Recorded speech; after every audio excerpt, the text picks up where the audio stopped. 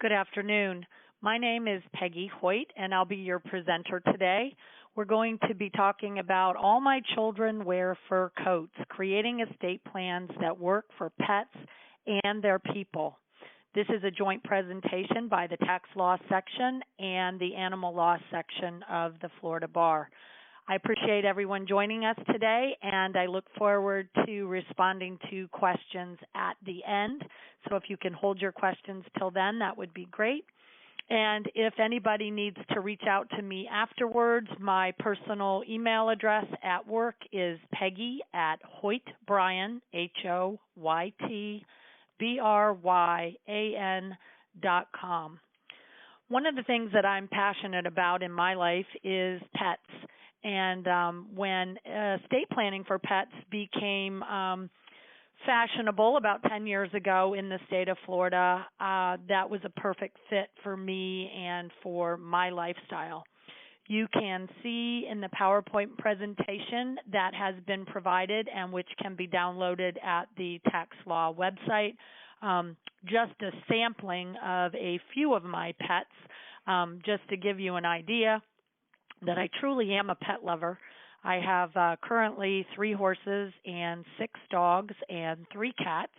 I lost 2 dogs recently, so I'm down a few and probably in the market for 1 or more. So if you or your clients are pet lovers, this is a presentation that you will certainly enjoy.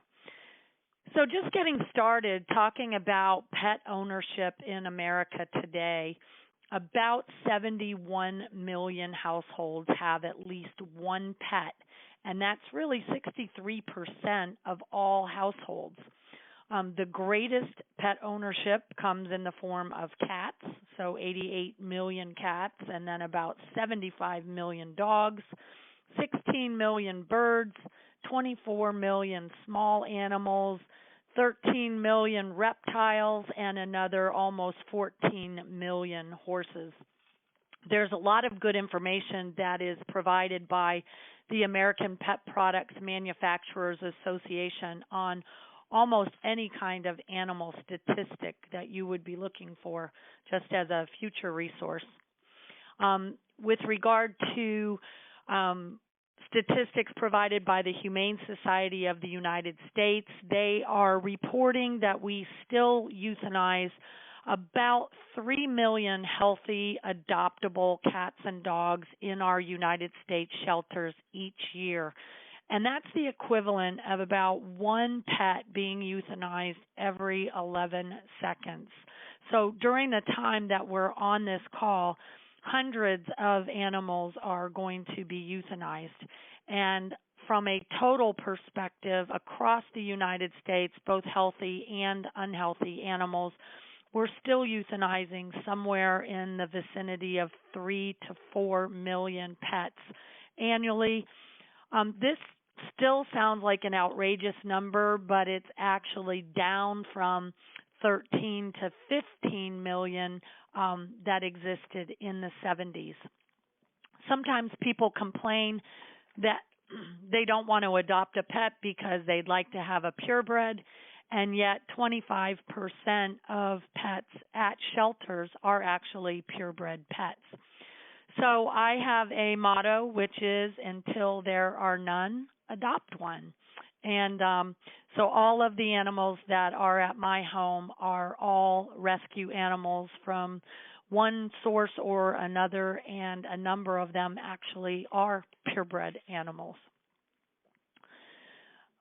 Let's talk a minute about the history of estate planning and pets. And really, it's not new to the United States. It has been popular in England for many, many, many years. The common law courts there favored gifts, actually, to support animals. And it's only really been in the last 10, 12 years that this custom has found its way to the American shores. And oddly enough, though, the first United States court case was back in 1923 in the Kentucky Supreme Court, which upheld the validity of a bequest to a trust for the benefit of a pet finding that trust valid as a humane purpose. And so Kentucky was able, even way back then, to validate that gift for the pet. And then interestingly, though, Kentucky was one of the last states in the United States to actually adopt a formal pet trust statute. The good news is that today all 50 states and the District of Columbia have adopted some form of a pet trust statute, and this all really began back in 1990 when the National Conference of Commissioners on Uniform State Laws, the NCCUSL, added a section to the probate code to validate a trust that was designed for the care of domestic or pet animals and the animal's offspring. There's also been a provision added to the Uniform Trust Code that does essentially the same thing, but if you did a study of the codes adopted by the various states, they generally tend to be either more similar to the one that's been adopted by the probate code or similar to the one adopted by the trust code. The last holdout state was Minnesota, who finally last summer adopted a statute back in, I believe it was August of 2016. The good news is that because of that, we now have valid pet trust statutes in all 50 states. And why that's important is that a pet trust is unique in the sense that it is a trust where the beneficiary of the trust is not a human, but is actually a pet. And one of the problems in the past with having pets as beneficiaries was because they weren't human, you could not leave a gift of property to something that is also considered to be property, pets. Pets are still considered to be property under the law, and although this is starting to change, it's a very, very slow process. So the problems that have traditionally been associated with pet trust have been improperly drafted trusts, the enforceability of these trusts, and then lastly, the rule against perpetuities.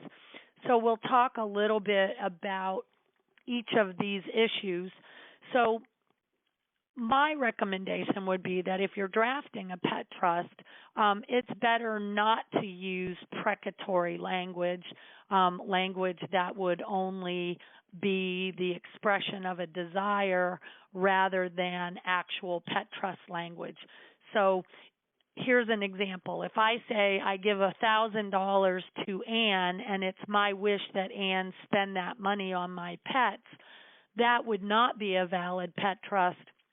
It would only be precatory in the sense that I'm just expressing this desire for my sister Ann to take care of my pets. If I wanted to have a more properly drafted pet trust, I would say I give $1,000 to Ann to hold in trust and use for the care and maintenance of my pets.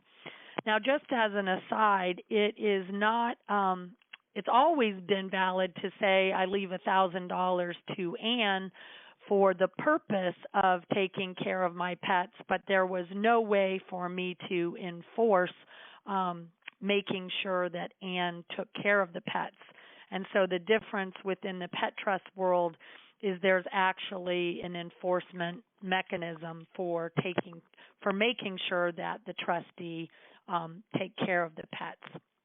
And so this is where it becomes really important to think about who's going to monitor the activities of the trustee and who's going to monitor the activities of the pet caregiver. And you'll probably find that sometimes people want to name the trustee and the pet caregiver as the same person. I try to discourage people from doing that. So that you don't have the fox watching the hen house. But the issue with the pet trust is that it is a trust solely for the benefit of pets. And because the pets are the beneficiaries, typically one of the enforceability issues has been the lack of a human who has standing in order to enforce the terms of the trust. And so what's happened from a statutory standpoint is that the statutes specifically provide for third-party enforcement. The other thing that you could consider doing in a pet trust is having a trust protector who could be empowered to receive trust accountings on behalf of the pets, and that could be provided with the authority to enforce the provisions of the pet trust. As I mentioned, you could also name a human beneficiary that would then have the ability to also enforce the terms of the trust. That would not be my preferred way of doing it, however. So the rule against perpetuities, probably the bane of a lot of people's existence, but the rule, which is still in force in a majority of our states, is designed just to make sure that a trust doesn't last too long. In other words, that it doesn't have a perpetual life. And the common law rule generally states that a trust must vest or fail within 21 years after the death of some measuring life, a human being that is living at the time the trust is created and when the trust becomes irrevocable. A pet, obviously, not a human being, and so they have been incapable of being the measuring life of the trust, and as a result, the trust ultimately ended up being void because it failed to comply with the rule. Now, where a trust was found to be void because of its failure to comply with the rule, there were courts throughout history that upheld the validity only based on honorary trust provisions under their law.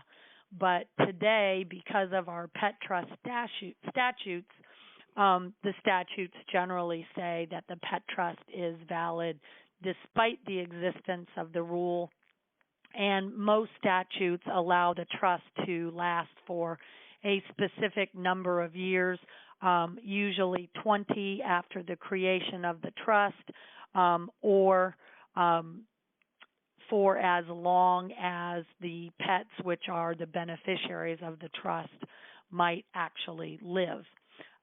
So that's the best solution so that we can make sure that if we have pets that have long lives, so some of us have parrots, some have turtles, some might have other reptiles. I did notice on a local veterinarian's marquee here recently that alligators can live to be up to 100 years in age.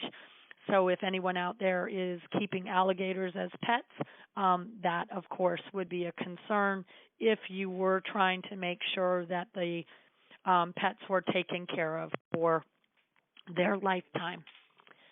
Let's see.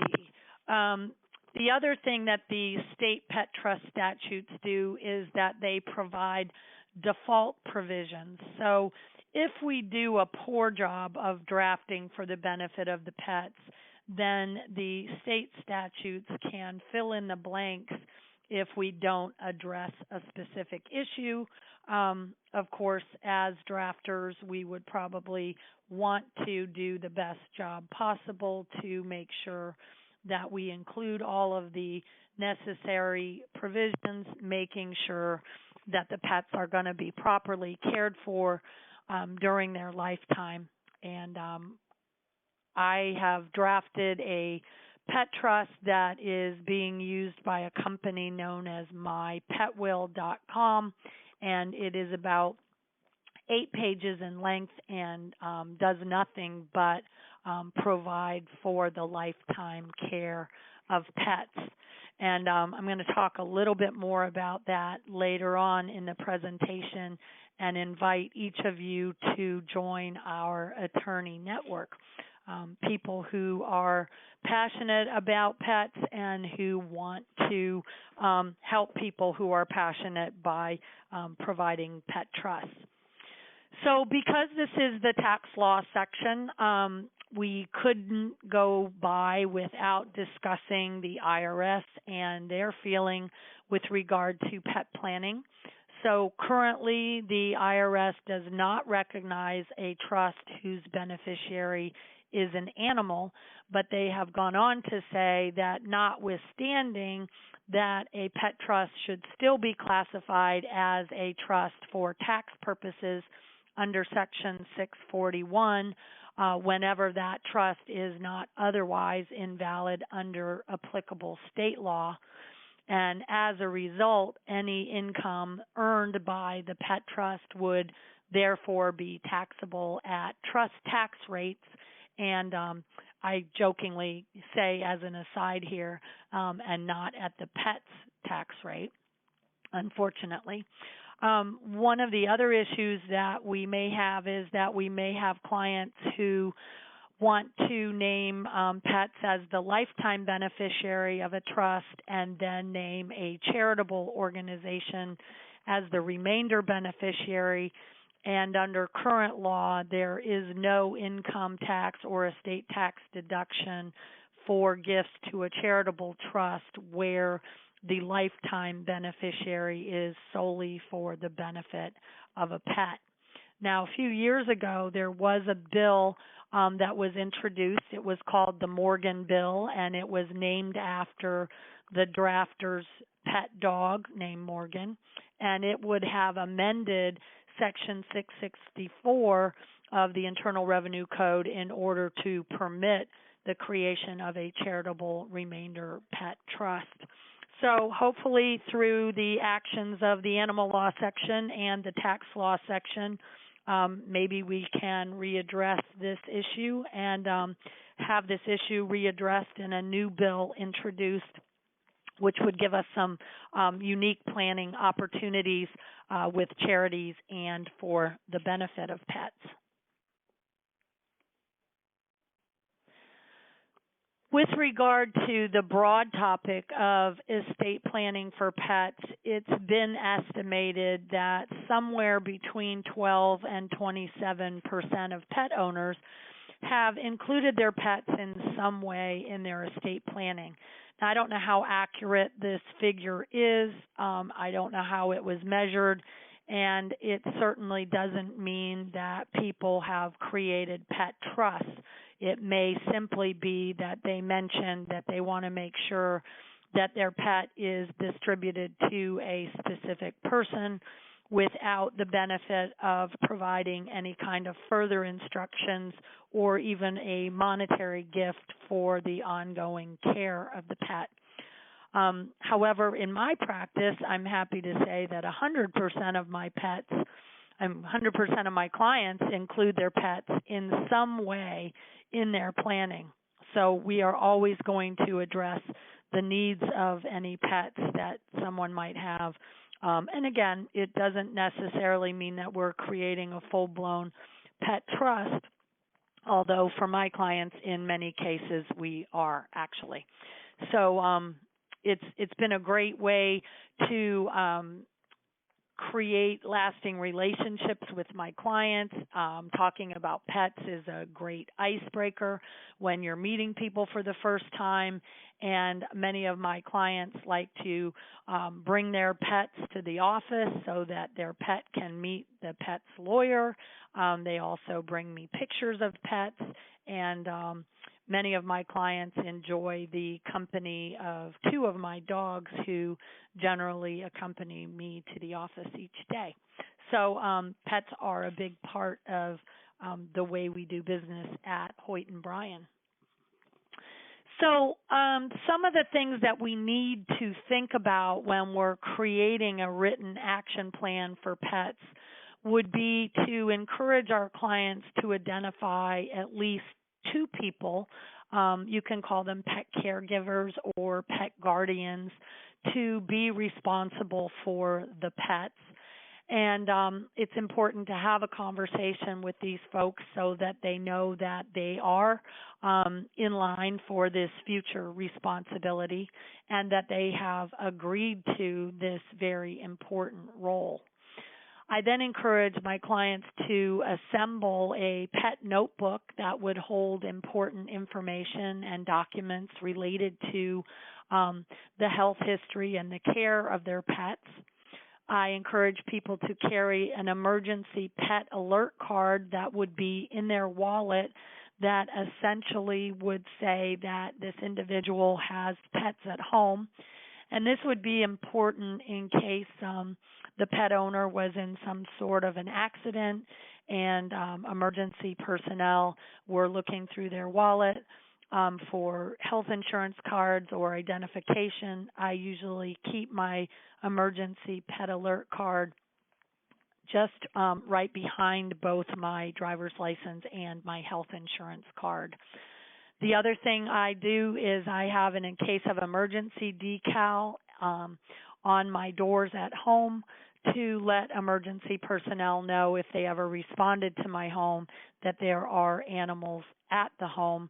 We also actually have one on the door here at my office in case there's ever any kind of an emergency and there happen to be pets on the premises. I know of at least one very sad story where a friend lost a dog in a fire because the dog was enclosed in an interior bathroom and emergency personnel had no idea that the dog was in the home.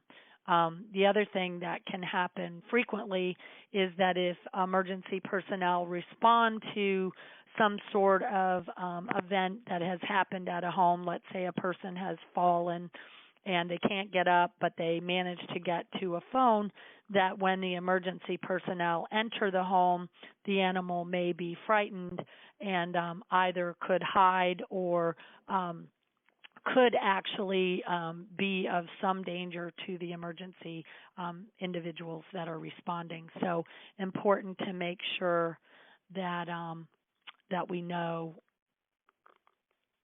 that there are animals at the house.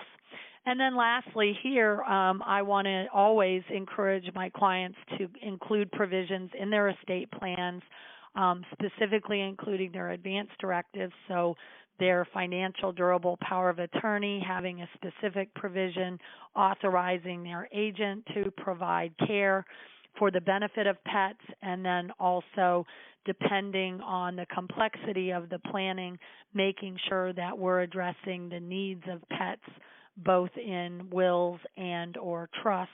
And I'm going to talk in a moment about the preferred way to do that. I prefer not to include pet trusts as testamentary in a will, but I prefer a standalone pet trust. So we'll talk more about that as we go on.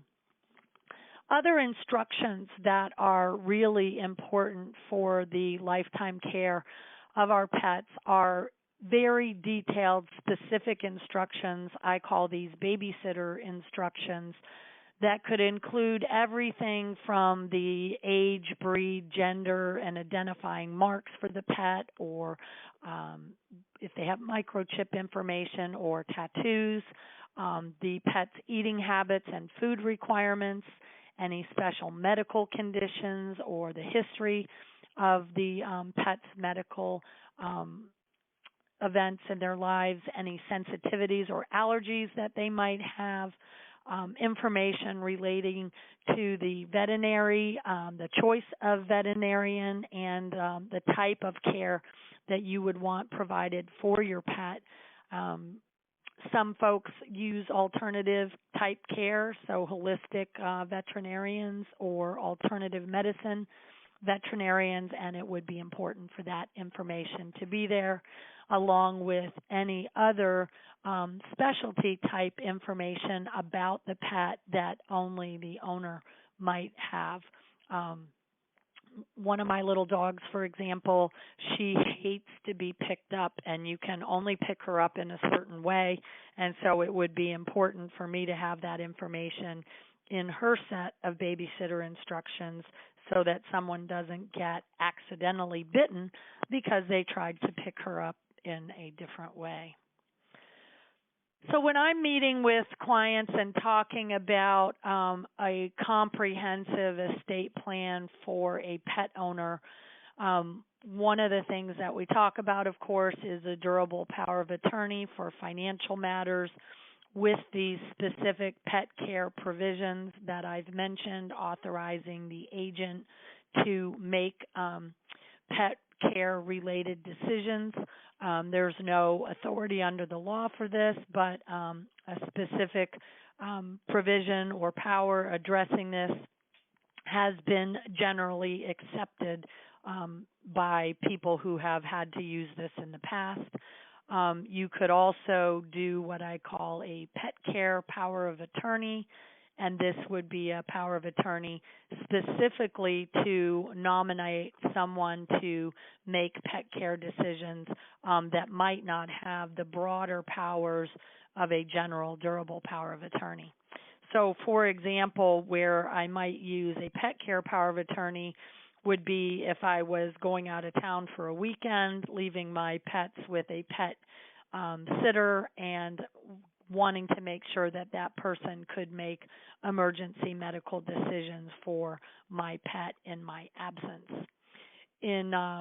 We also want to make sure that any person doing a comprehensive estate plan has a durable power of attorney for health care, nominating a health care surrogate for health care decision making, a living will expressing their end-of-life desires, and then if they do have pets, either creating a standalone pet trust or a testamentary trust as part of a living will. As I mentioned earlier, I do prefer standalone pet trusts that are specifically funded during lifetime for the lifetime care of the pets, but I also have done testamentary pet trusts as part of a living trust estate plan. I don't care for using testamentary pet trusts as part of a last will because of the delays that may be related to the funding of those trusts because of the necessity of having to open and establish a probate. I want to make sure that we can gain access to the assets for the benefit of the pets as quickly as possible so that pet guardians or intermediate pet caregivers are not having to spend out of their own money. And then, as everybody's aware, a comprehensive estate plan may also include charitable planning or wealth replacement trusts or other types of advanced planning. Hopefully, if you do have questions, you are writing them down so that you can ask them at the end of the presentation. One of the reasons that I think it's really important to plan for our pets in the event of our personal disability is that if I'm unable to provide care for my pets, certainly that's going to have a negative impact on my pets. So I want to make sure that I've addressed that both in my financial durable power of attorney, my pet care power of attorney, and as well as in my living trust as part of the disability provisions in my living trust. So just making sure that I authorize my successor trustee to either make decisions or spend my money on behalf of my pets at a time when I may not be able to do that personally. So lots of different ways to address disability. In a living trust, you can do a lot more with regard to the scope of the instructions that you want to leave And most living trusts are, of course, going to contain provisions saying how to spend the trust maker's money in the event the trust maker becomes disabled, but we just want to make sure that the pets are included as part of that. And my clients often get a chuckle out of that, but I always include it and just want to make sure that there would be no set of circumstances where my pets wouldn't be taken care of if I was to become mentally disabled. So, of course, if I pass away, taking care of my pets is going to be just as important, because if I have not planned for them, certainly their lives will be impacted. And I very forcefully believe that you can't assume that your family, even including your spouse, and particularly your extended family or your friends, are going to be willing to assume the responsibility for your pets. Although I think it's a good idea to have 3 horses, 6 dogs, and 3 cats, if my husband had to manage that on his own, he may not think that those numbers are appropriate. And although I can't think of who he would potentially give up, probably the horses, I don't want to take that risk. So in terms of planning options, the options that have the greatest risk attached are going to be outright distributions of a pet to a pet caregiver without any kind of compensation. The second greatest risk is going to be that same outright distribution along with an outright gift of some sum of money. So here's $10,000 and my pet, please take care of my pet. And there's just too great a risk, I think, that pet caregiver could drop your pet off at the local kill shelter and run off with your $10,000. Now, hopefully that would never happen, but I can tell you in my experience, I've seen plenty of negative results for pets that end up in shelters, pets that have been let out the back door to fend for themselves, and, pets that basically are just dumped or not cared for. So I feel like the greatest protection we can offer our pets are going to be a pet trust with a specifically designated pet caregiver and alternates with various distribution options. And if you wanted to go one step further, your pet caregiver would be a different person from your trustee, and you might also include what I call an animal care panel.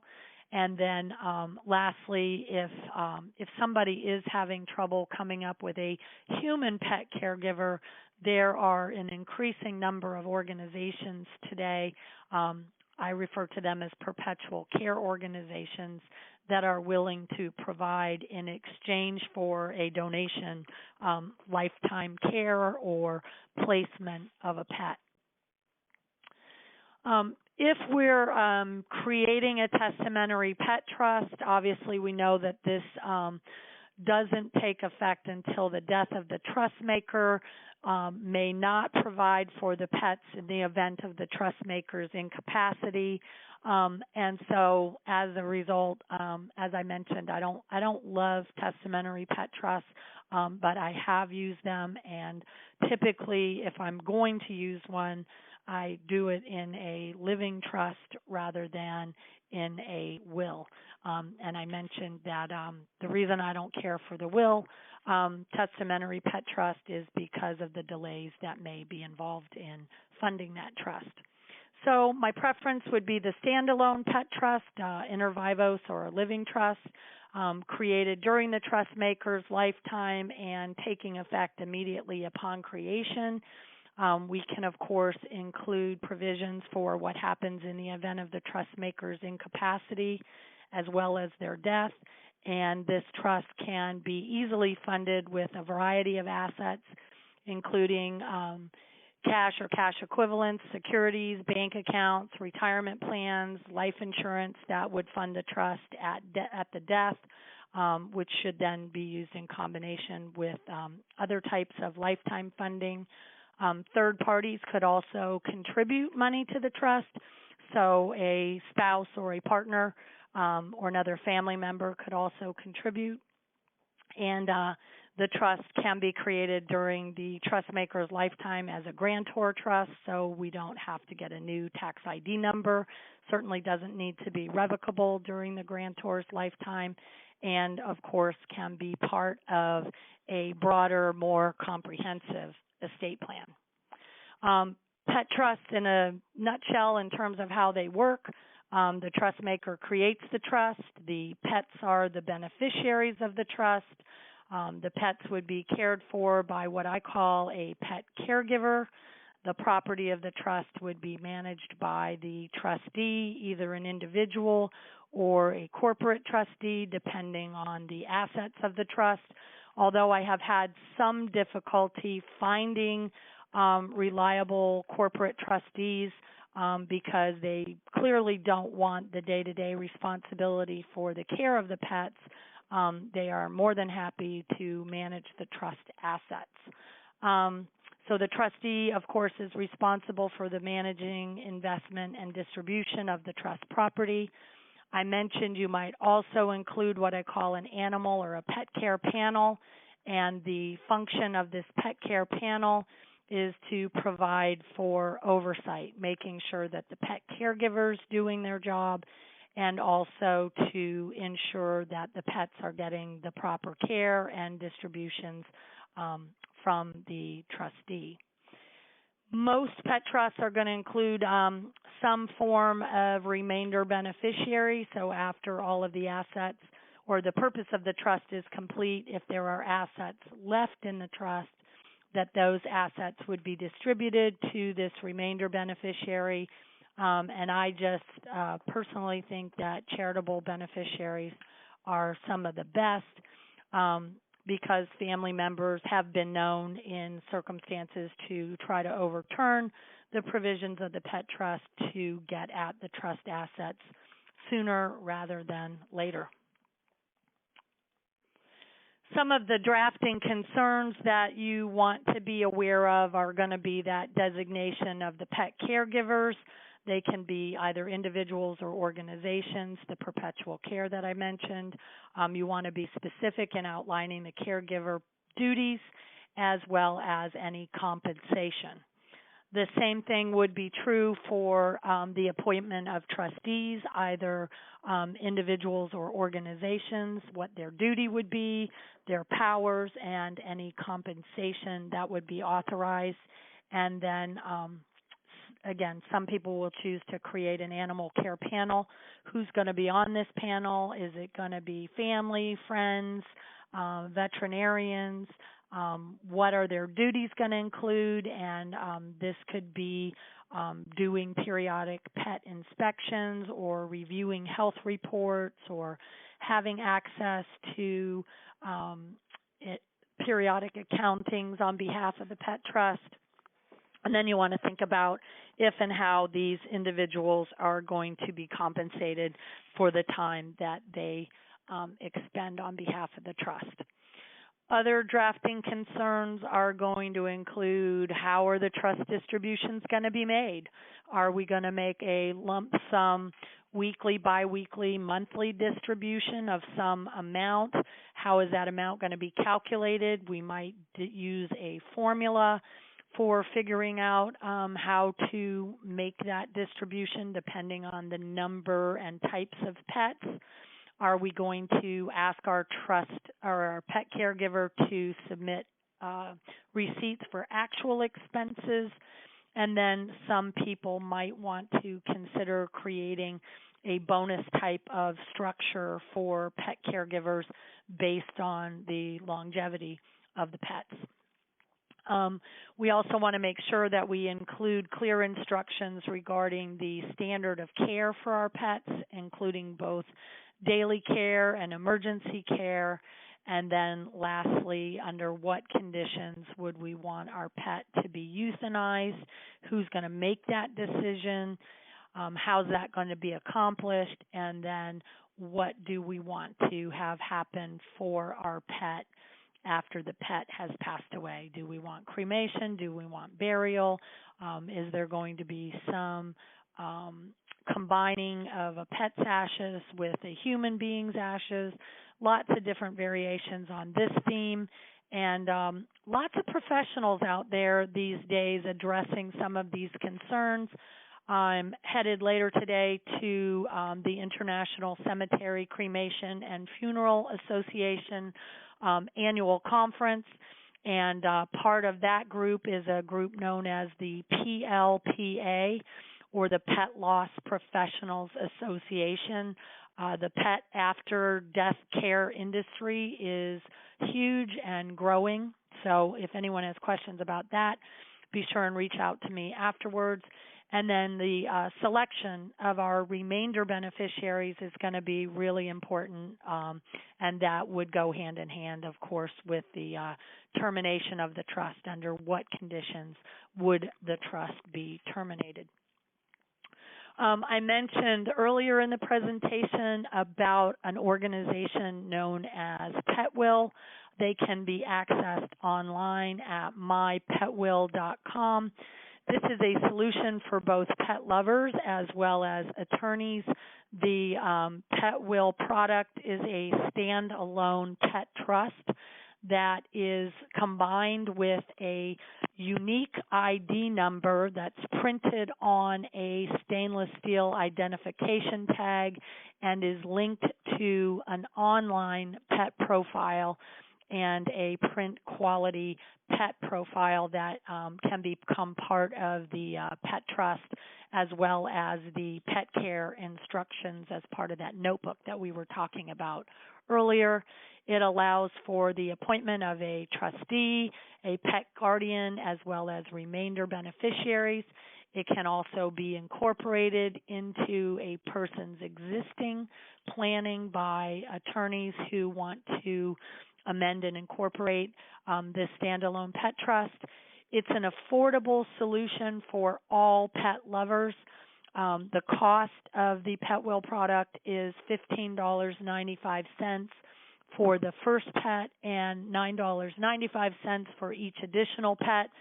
Attorneys can sign up as affiliates and as part of our attorney network, and we hope to be able to refer to attorneys on a nationwide basis for PetWill customers that need more comprehensive planning. It's also a good way for attorneys to partner with local charitable organizations doing pet rescue. The pet rescue organizations can also become affiliates, and everybody can benefit. It can be a win-win plan-giving solution for animal charities and rescues, and also be a good way for attorneys to promote pet planning as part of their practice. So we hope to have made it easy for you and easy for pet parents and pet lovers to make sure that we are not euthanizing more than 500,000 pets annually just because the pet parent did not have a plan for that pet. I've listed some resources for you as well. You can find my book, All My Children Wear Fur Coats, How to Leave a Legacy for Your Pet. It's available on Amazon. It's also available at legacyforyourpet.com. Other resources would be an organization called Second Chance for Pets. They have listings of perpetual care organizations on their website, and they have been going to the veterinary conferences for years to talk about the importance of including our pets as part of our estate plan. And then also you can check out mybelovedpet.org, which has memorial-type solutions for pets. So what to do in the event our pet passes and we want to memorialize our pet in some way. So at this point, Julie, I want to go ahead and unmute the lines if we can, and open the floor for questions. Course number. Okay, are there any questions? Course number. I'm sorry, I can't hear you. Course number. The course code is 1701569N. Can you say that again? 1701569N as in Nancy. Thank you.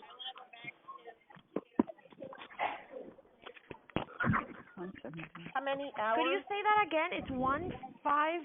I got lost. 1701569N as in Nancy. 1701569N as in Nancy. Thank you. I'm sorry. It was just a little noise. Is it 1 hour?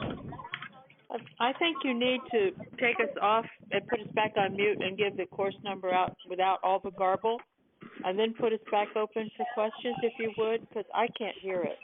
Sure.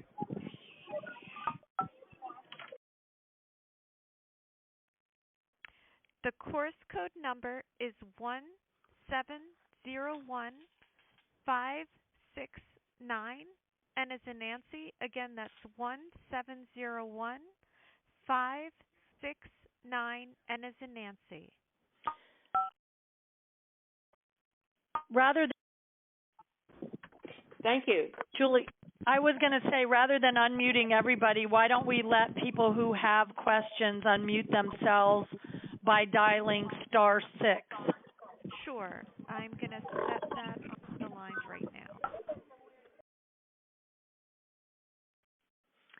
So if you do have a question, you may unmute yourself by pressing *6 and asking your question. Hi, this is David Sam. Hello? Okay, go ahead, sir. Yeah, I just had a quick question. Great presentation, by the way. I was just wondering if you have, as the pet is considered personal property and the person passes away, what provisions do you still leave the actual ownership of the pet? Where does the ownership go if someone passes away? Usually you're going to have a provision that then transfers the ownership of the pet to the pet caregiver, or the ownership of the pet can be retained by the pet trust. Oh, so you can put it into the trust? Yes. Okay. And I had a second question. When you mentioned personally you have horses and dogs. Would Yes. you put them in the same pet trust, or would you and then name separate pet caregivers, or would you make up separate trusts for each type of animal? So I have mine all in the same pet trust, but I do have separate pet caregivers as well as separate animal care panels. Okay. Great. Thank you so much. Okay, there was another question, ma'am? Excuse me, I have a question. Okay. Actually, I have two. Okay, first question is, we remember the Leona Helmsley situation where she funds the trust, and like you said, the human beings are trying to get at the money. So the amount issue, do we have a trend? Obviously, a little bit different if it's a horse versus a dog versus a cat, etc. So you have any tips on that or thought process on that? Something that I'm personally have thought about. Well, we still caution people to not leave, what would be considered extraordinary amounts of money. Now, my personal opinion on that is I think the result in the Leona Helmsley case was just wrong, because of the fact that if we are of sound mind and body and we want to fund our pet trust with 100% of our personal assets, we should be allowed to do so. But there are provisions in the state statutes that do allow the courts to determine whether or not they think those trusts have been overfunded. So I would caution people in terms of funding the trust to have some sort of reliable formula for how they're determining how much money is going into the trust, and then documenting that formula as part of their estate planning. Is there any guidance out there? No, but generally what I do is I try to think of what I spend on my pets today and then multiply that by an extraordinarily long life expectancy. So let's say if you were planning for a dog, rather than assuming a life expectancy of like 15 years, maybe assuming a life expectancy of 25 years. And then funding for that extraordinarily long life, which could then include provisions for extraordinary care or other issues that may come up. One of the guidance that I give to clients, though, is that probably a good thing for trustees to do would be to purchase health insurance for the pets once the trust is active, to make sure that we have some reliable number to know what our health care costs might be. Yeah, that's a good idea. Thank you for the presentation. You're welcome. Can I ask a question, please? Sure. Okay. Thank you, Peggy. Can a pet trust be funded by life insurance? Can it be a beneficiary of a life insurance policy? It can, absolutely. And can you give a ballpark figure on what an attorney might charge to set up a pet trust for, say, a dog? So I have traditionally done it a couple of different ways. If somebody is doing comprehensive trust-based planning with me, I generally don't charge extra for the pet trust. If I'm going to do, however, a custom standalone pet trust, I have been known to charge as much as $2,500 or in one case $5,000 because the trust was ultimately going to be funded with $4 million and had some pretty extensive desires and wishes on behalf of the pet parents. Thank you. Excuse me. How do we get involved with Pet Will? So you can go to mypetwill.com and there should be you'll see a place that says, I'm going there now so I can tell you specifically, but there should be a place that says join us or partner with us. And then if you scroll down, it should take you to attorneys, or scroll up, it looks like. So it says, attorneys, expand your practice with quality new clients and join our attorney network. And it's a complimentary lifetime membership. Oh, I see. Thank you. You're welcome. I have a I believe question, there's please. a lady that keeps trying to ask a question. Yes. Well, this is my first try, but I'll go ahead. Is there any consideration given to authorizing the caregiver to, at some point in the future, place the pet in a better home, children who are really going to appreciate it, in the case of a horse, to allow the horse to be used by others in an effort to give that animal a more useful life? Yes, certainly you could include those kinds of provisions. I have one client right now who the primary job of the pet caregiver is to find other homes for the pets. And I presume, especially in the case of a horse, maybe even some other pedigreed animals, that could even involve selling the animal? I haven't had any, I'm take that back, yes. I do have one client who raises sport horses, and she has authorized her pet caregiver to find those horses homes and to sell them. And then the money would ultimately, I think the way she set it up is that money would be split equally between the pet caregiver and the pet trust. Thank you. I have a question about the IRS tax implications.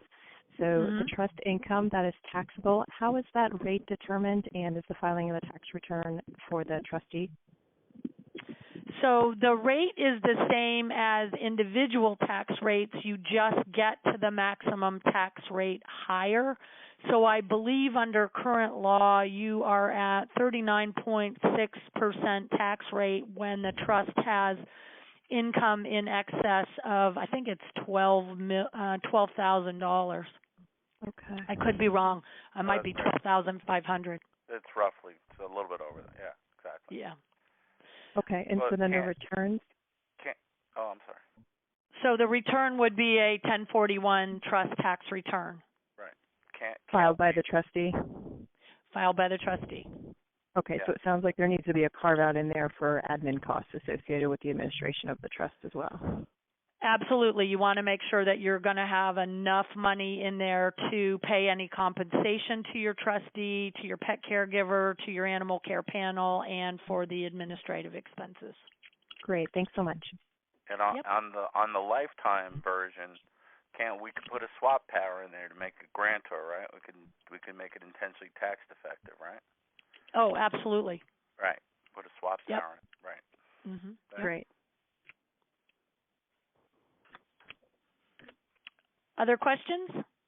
Yeah. So for animals that are extraordinarily long-lived, like African gray parrots or the crocodile that was 100 years, how far down the chain do you have to do? Do you have to check the pet caregiver? You don't want to do it to a 70-year-old, obviously, because the animal's going to outlive them and probably quite a few more people. That is true. So those tend to cause problems for some folks. Parrots being the animals that I'm most familiar with in terms of creating plans for them. But in many cases, we're leaving long-lived animals like parrots to a sanctuary.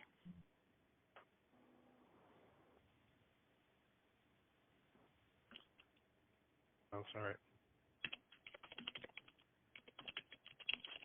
All right, so let me just give my email address again. It's Peggy at Hoytbryan, HOYTBRYAN.com. You can reach out to me personally if you want to. I would also encourage everybody who has an interest in pets to join the animal law section. You don't have to practice animal law to be a member of our section. Cool. Peggy, can you hear me? Yes. Do you have any handout materials for this presentation? You should be able to download my PowerPoint off of the tax law website. Will do. Thank you. You're welcome. I hope everybody has a great day, and feel free to check out mypetwill.com, join our attorney network, and thank you very much to the tax law section and the animal law section for making this presentation possible. Thank you. Very good. Thank you. Thanks. Bye-bye. Thank you. Bye. Thank you. Thank you, Julie. Great.